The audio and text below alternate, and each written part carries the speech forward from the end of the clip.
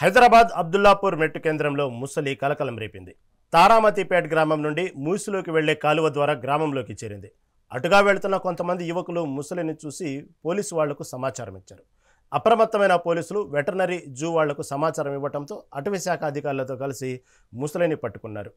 ముసలిని బంధించడానికి సహకరించిన గ్రామస్తులకు అటవీ శాఖ అధికారులు ధన్యవాదాలు తెలిపారు.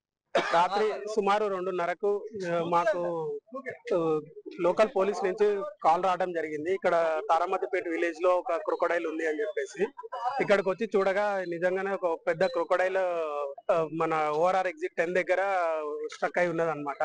వీళ్ళు 4 గంటల సమయంలో వెటర్నరీ వాళ్ళకి వెటర్నరీకి సమాచారం అందించగా పై అధికారుల ఆదేశాల మేరకు వారు 6:30 వరకు రావడం జరిగింది.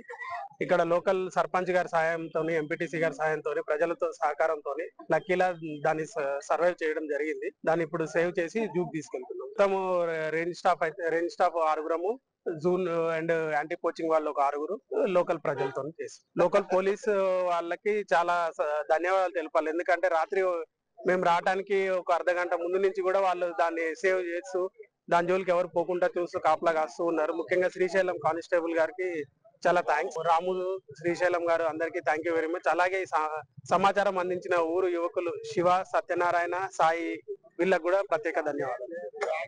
రాత్రి సుమారు 2:30కు మాకు ఇక్కడ క్రొకొడైల్ ఉన్నట్టుగా స్థానిక సర్పంచ్ మరియు ప్రజల ద్వారా సమాచారం వచ్చింది.